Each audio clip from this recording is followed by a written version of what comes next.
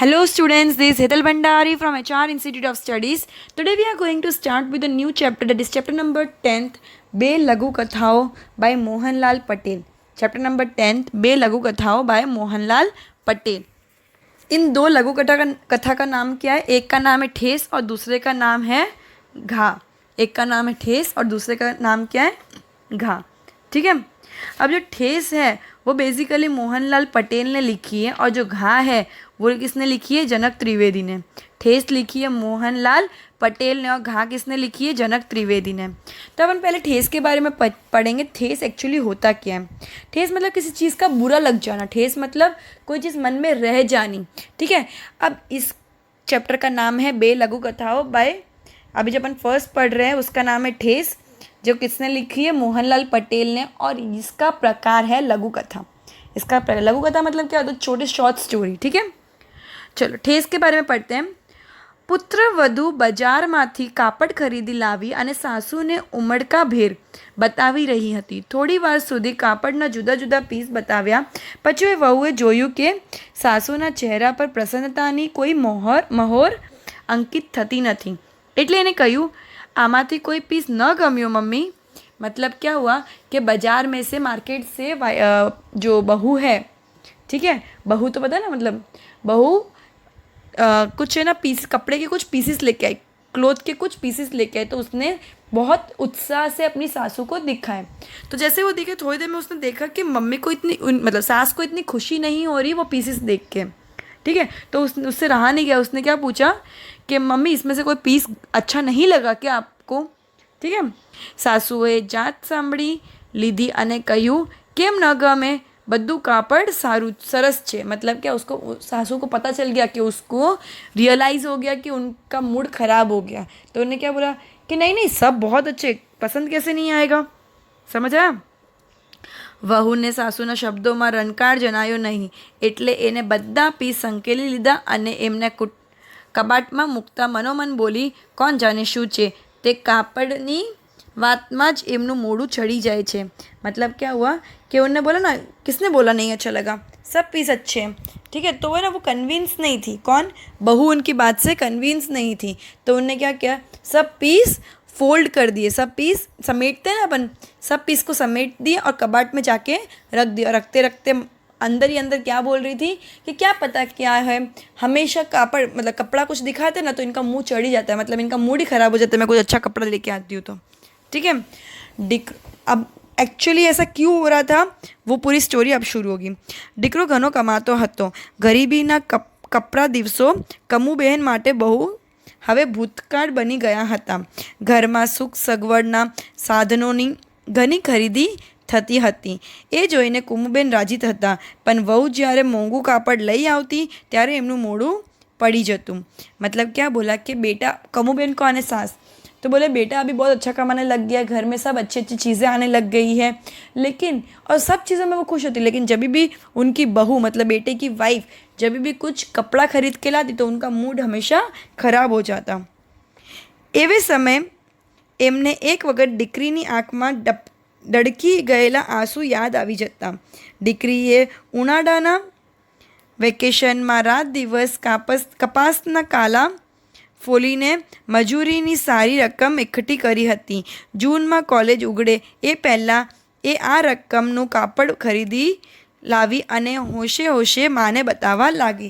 मतलब क्या, उसने ना बहुत कपास बोलते हैं ना अपन, कपास मतलब कॉटन, कॉटन का कुछ बहुत काम किया एंड पूरे वेकेशन में बैठ के उसको जितनी भी इनकम आई उससे उसने क्या किया, उसने कुछ क्लोथ का फैब्रिक ख़रीदा एंड बहुत खुशी खुशी उत्साह से अपनी माँ को दिखाने के लिए आई थी. जून में कॉलेज खुलते उससे पहले उसने सब काम किया एंड वो काम से जो पैसे मिले उससे उसने कोई कॉटन का फैब्रिक खरीदा, क्लोथ का फैब्रिक खरीदा. કાપડ ગમવા ન ગમવાની વાત બાજુએ રહી. માએ કહ્યું, કાલાની રકમ તો તારી ફી અને ચોપડીઓ માટે હતી અને તું આ શું લઈ આવી? આવું મોંઘું કાપડ આપણને પોસાય તને ભણાવવાની છે, મોટીને પરણાવવાની છે, ઘરના ખર્ચા કાઢવાના છે, આપણને એવો वैभव न पोषाए बेटा। मतलब माँ ने क्या बोला, वो अच्छा है कि नहीं अच्छा वो तो साइड की बात हो गई। माँ ने क्या बोला कि वो सब जो पैसे थे वो तो तेरी पढ़ाई के थे, अभी तो तेरी पढ़ाई बाकी है, बड़ी वाली बेटी की शादी बाकी है, तो ये सब बड़े महंगे महंगे कपड़े अपन को नहीं पोसाते, मतलब अपने लायक नहीं है, क्योंकि अपने पास इतनी पैसे नहीं हैं इन सब खरीदने के लिए। अपने पास तो पैसे खरीदने के लिए बहुत सारे काम अभी बाकी हैं। માની વાત સાચી હતી, એની મજૂરીની कमानी पर घर नपतू हतु। मतलब माँ की बात सही थी, क्योंकि वो जो मजूरी करती थी बेटी, उस पर पूरा घर चलता था। એ દીકરી સમજતી હતી એટલે તો એનો ઉત્સાહ એકાએક પાણીના તરંગની જેમ विसर्जित થઈ ગયો અને એની આંખમાં આંસू તગી રહ્યા। मतलब बेटी को पता था कि माँ जो बोल रही है वो सही बोल रही है, इसलिए उसकी पूरा उत्साह पानी में फिर गया। और वो मतलब उसको पता था कि माँ सही बोल रही है, अपने पास इतना पैसा नहीं है अभी, और उसका पूरा उत्साह पूरा कम हो गया और आँखों में आंसू टपकने लगे। વહુ જ્યારે મોંઘું કાપડ ખરીદી લાવતી ત્યારે કમુ બહેન રાજી તો થતા, પણ એમની સ્મૃતિમાં દીકરીવાળો પ્રસંગ તાજો થઈ આવતો અને એમનું મન બોલી ઉઠતું, દીકરી બિચારી પહેલી વાર કોલેજમાં પહેરવા સારું કાપડ લઈ આવી અને મુયું એ नहीं जीरवी शकी। मतलब क्या हुआ कि उनको कोई प्रॉब्लम नहीं थी कि उनकी बहू क्यों लेके आ रही कपड़ा, पर जब जब कपड़ा देखती थी तो उनको वो ओकेशन याद आता था जब उनकी बेटी के आँख में आंसू आ गए थे। बेचारी पहली बार तो कॉलेज के लिए कपड़े लेके आई थी, एंड वो भी उसकी माँ ने उनको अच्छा रिस्पॉन्स नहीं दिया, तो उसकी माँ को दुख हो जाता कि मैंने मेरी बेटी को अच्छा रिस्पॉन्स नहीं दिया। હૈયાની આ એક ઠેસ કમુ બહેનના ચહેરા ઉપર राजीपो लावा न देती, वो क्या थी जाने।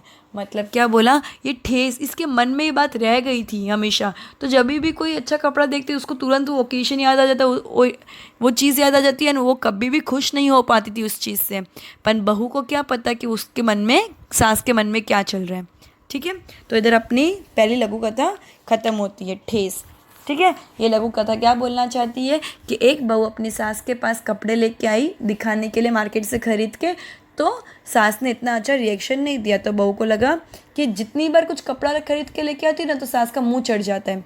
ठीक है, तो अभी तो उनका बेटा बहुत अच्छा कमाने लग गया, लेकिन और सब चीज़ें आने लग गई, लेकिन जब भी बहू कपड़ा लेके आती तो उनके मन में कहीं ना कहीं दुख हो जाता है, क्योंकि जब वो गरीब थे तो उनकी बेटी अपनी ही मेहनत से जो कमाए हुए पैसे से, और उसकी कॉलेज शुरू होने वाली थी नई, तो उसने कॉलेज के लिए एक फैब्रिक लाया था। तो वो फैब्रिक देख के माँ ने तुरंत बोला कि अपने पास ये सब चीज़ों के लिए पैसे नहीं है, अपन के पास इतना महंगा खर्चा करना पोसाता नहीं है, क्योंकि तेरी पढ़ाई बाकी है, बड़ी वाली बेटी की शादी बाकी है, अभी अपन ये सब खर्चे नहीं कर सकते। तो बेटी के आँख में धड़ धड़ आंसू आ गया, उत्साह पूरा ख़त्म हो गया। तो माँ के मन में हमेशा ये बात रह गई कि मैं मेरी बेटी की उस खुशी में खुश भी नहीं हो पाई, ऊपर से उसका उत्साह भी पूरा मैंने कम कर दिया। तो ये था ठेस। ठीक है, अब स्टार्ट हो रही दूसरी लघु कथा जिसका नाम है घा, जिसके राइटर हैं जनक त्रिवेदी। राइटर कौन है, लेखक कौन है, जनक त्रिवेदी। इसका भी प्रकार है लघु कथा। लघु कथा का नाम है गा, प्रकार है लघु कथा, एंड लेखक है जनक त्रिवेदी। स्टार्ट करते हैं अपन ये स्टोरी। પાછળ આંગણામાં ચોમાસા પછી ઉગી આવેલા ઘાસ અને સુકાઈ ગયેલા કિચડવાળી ઉબડખાબડ જમીન જોઈ નિશીથે કહ્યું, આ ઘાસ કાઢવીને જમીન થોડી સરખી કરાવી, થોડા વધુ फूल छोड़ रोपिए तो केम। मतलब क्या हुआ कि पीछे आंगन, जो पीछे का आंगन था, उधर जो चौमासा मतलब रेनी सीज़न के बाद पता है हर जगह घास उग जाती है, तो रेनी सीज़न के बाद उधर बहुत सारी घास उग गई, और जो बोलते ना कीचड़, कुछ किधर किधर कीचड़ हो गया, कीचड़ में सूखी घास है किधर, तो वो प्लेस उबड़ खाबड़ ज़मीन है, ये सब देख के निशित एक इंसान का नाम है, उसने क्या बोला, उसने अपने पापा को बोला कि ये घास निकाल के ज़मीन एक सरखी कर दे तो कैसा, और उधर बहुत सारे फूल छोड़, मतलब थोड़े से ग्रास अपन खुद प्लांट कर दे, तो अपन थोड़ा प्लांट्स थोड़े प्लांट कर दे तो क्या कैसा रहेगा। मने पन પીડચટ્ટું ઘાસ મનમાં ગમતું નહોતું.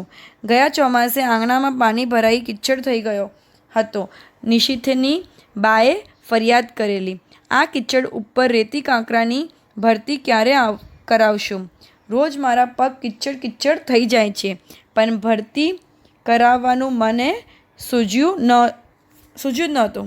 मतलब उनके पापा ने क्या बोला कि मुझे भी उबड़ खाबड़ और ये जो सूखी हुई घास है वो पसंद नहीं है. और लास्ट जो रेनी सीज़न आया था, लास्ट ईयर जो रेनी सीज़न आया था, तब जो वो आंगन था, वो आंगन के अंदर पूरा कीचड़ कीचड़ हो गया था. तो जो निशित की माँ थी वो उनके पापा को हमेशा बोलती थी कि मेरा पैर बार बार कीचड़ में चला जाता है, तो इसको अच्छे से पूरा करो ना, इसको इसके ऊपर कुछ करो जिससे कीचड़ कीचड़ ना हो जाए. बोले कि रोज़ पैर कीचड़ कीचड़ हो जाता तो भी उसको उस चीज़ को भरती, मतलब उस चीज़ को पूरे करने का मन में मतलब दिमाग में सूझा ही नहीं. ठीक है. નિશિતની બા હતી ત્યારે ચોમાસા પછી ફળીની સાફસૂફી કરી ક્યારાઓ સરખા કરતી, પણ આજ છે એક મહિના થયા તોય આંગણું आवावरू पड़िયું છે. मतलब क्या बोला, अभी निशित की जो माँ है वो गुजर चुकी थी, तो बोले जब वो थी तब वो जो आंगन था वो साफ़ कर देती थी, लेकिन अभी 6 महीने हो गए लेकिन आंगन ऐसा का ऐसा पड़ा है, किसी ने साफ़ तक नहीं किया है. तो ये आंगन आवावरू पड़िયું છે. મેં કહ્યું કરાવી લઈશું. અરે હું જ કરી નાખીશ, તારા છોકરા રમાડવા સિવાય મારે બીજું કામે શું છે? એકાદ માસ પહેલાં જ નિશિત બદલી કરાવી ઘરે રહેવા આવી ગયો હતો. થોડા દિવસો એમ જ ચાલ્યા ગયા. મને અમસ્તું જ થયું નિશિત કરી નાખે તો સારું, પણ નિશિતને આંગણનું યાદ આવ્યું જ નહીં. એટલે આજે હું કોદાળી લઈ આંગણમાં ઘાસ અને ઉબડ ખાબડ હતું ત્યાં જઈ ઊભો. મેં કોદાળીનો પહેલો ઘા કરી જમીન તરફ જોયું. ગારામાં સુકાઈ ગયેલા એક પગલાં મધ્યથી ચીરતું कोदाड़ीનું पानों जमीन ऊंडू उतरी गયું હતું. मतलब इन शॉर्ट कि जैसे उनने जो होता है, ऐसा जो होता है तो कुछ एक चीज़ होती है जिससे ना अपन खोद सकते हैं, तो वो चीज़ से वो खोदने लगे. तो जैसे ही पहला खोदा ना तो उनको एकदम वो निशित की माँ की याद आ गई. वो एकदम ऐसा लगा जैसे ज़मीन में ऊंधू, मतलब एकदम दिल में उतर गई ये बात. मतलब जब तक उसकी माँ जिंदा थी काश मैंने कर लिया, तो उसकी माँ मुझे हमेशा बोलती अब करने वाला कोई है नहीं साफ, इसके लिए मैंने मजबूरी में ये चीज़ का काम हाथे उठाया. पहले तो सोचा कि निशित कर ले, लेकिन निशित भी भूल गया करना, तो अल्टीमेटली उनके पापा को ही करना पड़ा. ठीक है. Good bye everyone. Will end this lecture here and will continue the next chapter of